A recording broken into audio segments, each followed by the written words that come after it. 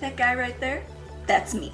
Hey guys, Stephanie here. Today, we are talking about my favorite fantasy race, goblins. Mostly because at my very core, I might also be a goblin. Goblins are a race that I feel like gets pigeonholed into tiny, sneaky, chaotic little guy, and they are that. But with the builds I'll be sharing today, I hope that you'll also see that they are so much more. Before we break down some super fun goblin builds, let's talk about what makes these little guys so great. Here are the key traits that I think make goblins such a blast to play. So obviously goblins are chaotic by nature. They're self-centered, greedy, impatient, and can definitely have short fuses. This leads to a lot of wild and unpredictable decisions that can really infuse some anarchy into your games. Goblins are small and cowardly. They're often the target of larger bullies and kind of treated as disposable cannon fodder. Like, even their gods were conquered by Maglubiet, who literally only cares about their utility to him in his wars. But despite this, goblins are resilient and always keep pushing forward, doing their goblin best. Goblins are known for being tricky, deceitful, mischievous, and sneaky. Because they can't trust others, and others cannot trust them, they tend to be very self-reliant. They always have a plan up their sleeve, even if it's not a very good one. And I really love how much of goblinhood is about failure. Even Volos writes that they're rarely successful. They're literally bad at everything except creating chaos. And if you've never played Grant Howitt's Goblin Quest, it's a super fun game that literally revolves around this very trait. So even though they're usually seen as an evil creature, their brand of evil always ends up being a lot more comical than diabolical. They're often just mooks and minions to bigger bads, usually failing their overlords spectacularly but hilariously. And I really just love the silly energy that goblins bring to a game. They're one of those character builds that can often start out as a joke, but can definitely evolve into something so much more. There's no reason you can't still explore heartfelt stories as a goblin. And while doubling down on all of these traits can be a ton of fun, so can playing against them. There's nothing that says that your goblin can't be smart enough to be a wizard. I think it can be a lot of fun to explore things like how would their culture, which prizes violence and slapstick antics, react to a nerdy bookworm? Would their family be embarrassed? Would they be pressuring them to conquer others at school? Would this character have to hide their amazing grades from them? And while goblins naturally fit into classes like Rogue, Ranger, and Artificer, using Tasha's rules, you can explore all sorts of fun and unexpected combinations. So, let's go over some awesome goblin builds for your next chaotic campaign character. Bards turned out to be a surprising popular class pick for people playing goblins. But the more I thought about it, the more sense it made. Because truly, what other race would be able to get away with specializing in an instrument as obnoxious as the recorder?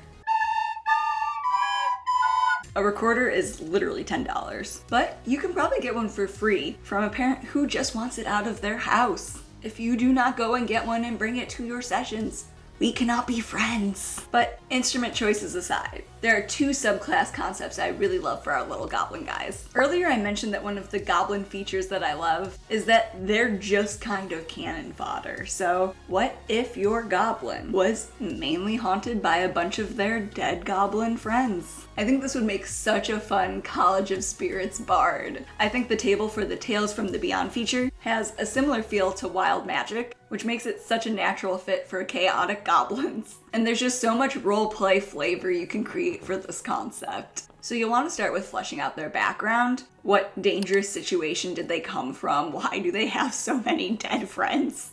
And then as far as role-playing them, you'll want to create several different goblin spirits of varying levels of helpfulness. And you can flavor things like giving bardic inspiration as characters feeling cold pass over them, or the hairs on the back of their neck standing up. But I think this really lends itself to story hooks that revolve around putting these spirits to rest. And so as you figure out what each of the goblin spirits wants, the DM might eventually replace them with more helpful spirits. Or maybe those spirits will tell their other spirit friends about how you're helping them and you'll just get overrun by chaotic goblin ghosts. There's really just so many directions you can take this one in. This concept of the chaotic goblin medium, with not just your one goblin, but them and several goblin ghosts. to add even more chaotic fun. And if your DM is open to non-WotC material, the College of Cuisine from Heliana's Guide to Monster Hunting is another really amazing fit. I've been playtesting this in one-shots, and as a cooking nerd who's done a pastry arts internship, I absolutely love it. The signature ability for this class, Petit Four, lets you create magical treats to buff your friends. Each flavor has different benefits, which is both functional and adorable. And because we're talking about goblins here, I think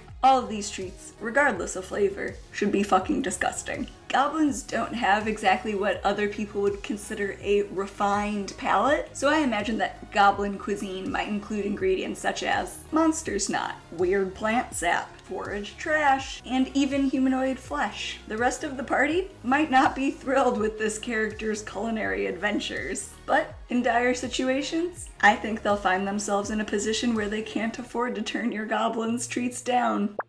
Most of us think of paladins as the epitome of knighthood. They represent bravery, valor, strength, and martial prowess. Basically, they represent everything goblins are not. But that's what makes this combo so interesting and so full of potential. So I think there are several different directions you can take a goblin paladin in with this in mind, given their tendency towards cowardice. Brave Sir Robin ran away. No! Bravely ran away. The Oathbreaker paladin seems like a natural fit. But I think instead of breaking an oath and now being considered kind of evil, what if your goblin broke away from their evil ways and is now reluctantly on a path to light and goodness? And as far as the spell list for this goes, I think you can work with your DM to reflavor things or swap some spells out, depending on how you want to fit this to the narrative, but maybe also all of these evil abilities are remnants of their past, but are now used in the pursuit of good. So for this character, you'll want to think about what caused them to defect. Was it intentional? Was it a fluke? And I think roleplay-wise, it'd be really fun to imagine them as being ashamed of all of the good things they're doing. The same way a character might be dark and moody about the fact that he did something bad and ruined his quest to be a valiant knight. And then as far as kind of their overarching story hook, are they trying to redeem themselves as an evil creature? What things will firmly root them as good? What will help them kind of accept this new version of themselves? And while the Oathbreaker subclass is a natural fit, I think you can also make a case for playing an Oath of Conquest paladin in a pretty similar manner. Or you can even consider building an Oath of Vengeance paladin, revolving around the ways in which other bigger, stronger goblinoids have wronged them. But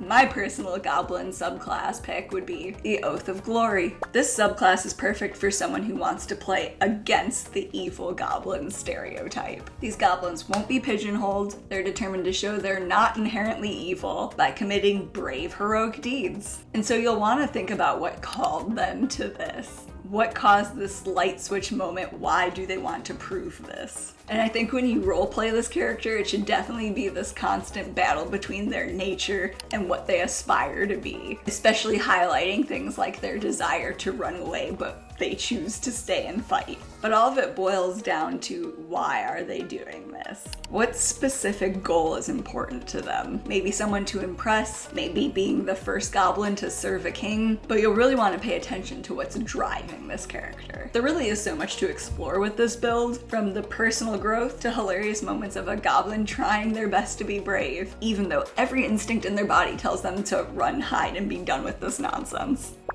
With this build, we're exploring one of my favorite pieces of goblin lore, their Fey ancestry. Before being conquered by the god Maglubiet, goblins served the Queen of Air and Darkness in the Feywild. This opens up some really exciting possibilities for your goblin character. Naturally, the Queen of Air and Darkness herself would make a great patron for an Archfey Pact warlock. This particular patron relationship would probably be a little bit more hands-off. Volos mentions that most patrons don't really expect that much from their pact with a goblin, so they probably wouldn't get like a big important job from her. They'd likely undertake tasks like collecting true names, acting as her eyes and ears, literally like she could see through them and hear through them whenever she wants, causing problems for Titania and the Sealy court, or bringing chaos and destruction to a town where someone owes her a debt. In that same vein, I don't think that goblins would want something big from their patron. Access to magic itself might be enough. Goblins typically have short lifespans and therefore have more myopic goals. So their packs are often for immediate benefits like protection, power, and revenge. It's easy to imagine a goblin making a pact just to see something simple like a rival fall to his death in a pit in an embarrassing fashion in exchange for something like lifelong servitude. And for those who love themselves some Fey flavor, make sure to check out Pointy Hat's video on goblins. Towards the end, he reworks this idea into an alternate goblin race called the Brownie, and I think it's a fantastic way to play with that link between the Feywild and goblin lore. And if warlocks aren't your vibe, I also think you can explore a lot of similar themes that are in this build with a wild magic or shadow magic sorcerer. But what if you want a more involved patron for your goblin? Another very good patron choice would be a hag. It's even mentioned in Volos. MCDM's Arcadia issue 8 has some great inspiration for this. A hag patron would be much more involved in your goblin's life.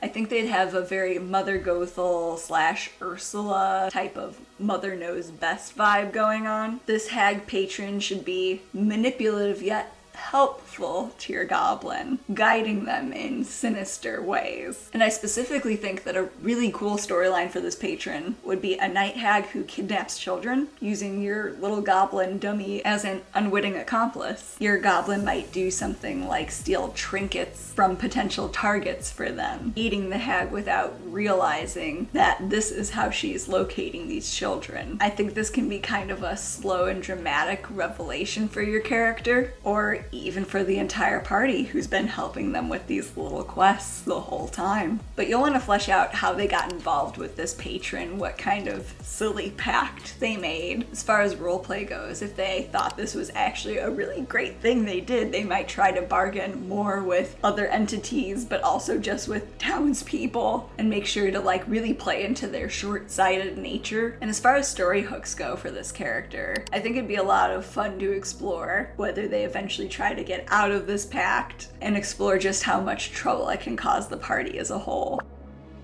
Another incredibly uncommon, but super flavorful goblin class pairing from my research was the Goblin Cleric. I'm starting to realize that the more unusual the combination, the more I really want to find a way to play it. And I've got some exciting ideas on how to make this one work. So I think that one of the reasons that Goblin Clerics aren't super common is because there's this assumption that you'd have to pick an evil god, probably Maglubiet, to devote yourself to. And you can definitely do that. A War Domain Cleric devoted to Maglubiet makes a ton of sense. You could also probably choose an evil deity from either the Trickery or Forge domains, if Maglubiet allows it, that is. But I'd guess that like 90% of DMs would be very hesitant about this idea, because they definitely anticipated derailing their campaign. And a good chunk of them are probably right to worry, but there is in fact a way to make this fun for everyone, not just the chaos-loving goblin player. So if you want to go for a build like this, you definitely need a DM who trusts you and your ability to play negative traits without sabotaging the party's plans. I have a video coming up that'll cover some strategies for this type of roleplay, but here's a sneak peek. Imagine your goblin was sent out into the world to further their god's conquests or gather intel, only to discover the world is much, much different than they thought. A really great example of this is Adora from the She-Ra series by Nate Stevenson, and the key to role-playing this is to study how Adora evolves through this process, going through this journey of unlearning the brainwashing she underwent as a young Horde soldier. Playing a character like this can be incredibly rewarding if you start with a bit of an arc already in place. You'll need to figure out why your goblin trusts their party, especially as an authority for them in the world. That way you can all start on a positive foot, as well as identifying like what made you start questioning your religion. And once that's established, then you can start exploring the fun ways they might accidentally out themselves as a previously evil weirdo to like town NPCs and stuff. Another fun twist on on this is a goblin who's had a literal come to Lathander moment.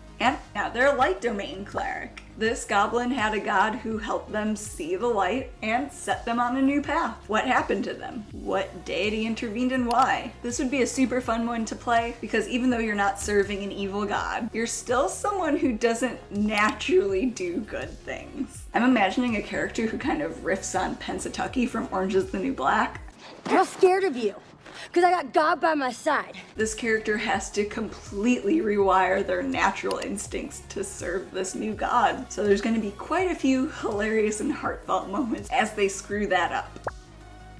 We saved the best for last in this house, and I don't think there's a combo I currently want to play more than a Goblin Druid. Even though it's another not quite so popular combination, I think there's something about Goblin Druids that feel kind of intuitive, and it might be because of that kind of untamed, feral quality that goblins have, or how you usually see them like riding wolves and stuff. But I really love this idea of them having that strong connection to nature, just specifically more of a connection to like bad, scary nature. I love the idea that this goblin character thinks that like a lot of grotesque or dangerous creatures are just kind of like precious and cute. Like they're just really earnest about it. And obviously, the rest of their party probably doesn't feel quite the same as them. Imagine the antics of a goblin who like makes homes for spiders and bugs in his hat, and then in the extra pouches of their party members' backpacks, and then he starts studying them and wild shaping into them. And that brings me to the fact that a wild shape list for goblins should really emphasize weird choices like the cranium rat, flying snakes, sturges, giant wolf spiders. Also, if you're a fun DM, find some weird gross creatures in Tome of Beasts or something. That way this character can collect more and better and weirder options. A few I personally love include caterballs, Bergmon seals, and goatmen. The important part is for this goblin to really truly believe in the beauty of these creatures. But as far as subclasses go, I think Circle of Wildfire would be a good destructive goblin twist. Circle of Land, either Swamp or Underdark, would kind of work for more of a classic druid take. And Circle of Spores is just kind of weird and funky and kind of just feels like a natural fit. But also consider Circle of Dreams.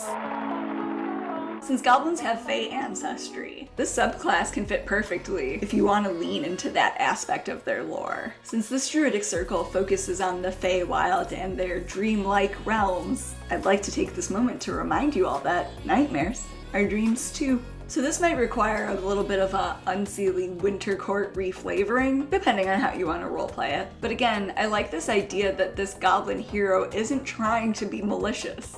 Their perspective on dreams is just kind of terrifying and bizarre. They don't know better. But if you don't think your DM will go for that, I think another good subclass that works for goblins is the Circle of the Shepherd. This pick would be for someone who wants to double down on what I was saying about these goblin druids favoring weird, gross, or scary creatures, ones that they feel need their protection. So this goblin might have seen a creature that they think is the most beautiful, amazing thing. Maybe they followed it out into the world beyond and are someday hoping to lay eyes on it again. I like the idea of them having like a rough time describing it to the party, so when the day comes where they finally cross paths with it again, it turns out to be something evil, monstrous, and most definitely dangerous. I'd love to see the look on that party's faces. And so that's something you can kind of explore in their backstory. For roleplay, you can just have them be very focused on nurturing little weirdos and really emphasizing the useful but grotesque things they can wild shape into. But as far as story hooks, maybe the Unseelie Queen gave them a ward. Maybe they lost said ward, and now the party needs to help them find it before they get in trouble. So there you have it. A Goblin PC doesn't have to be run-of-the-mill and predictable in the way that playing the same chaotic little guy can end up being,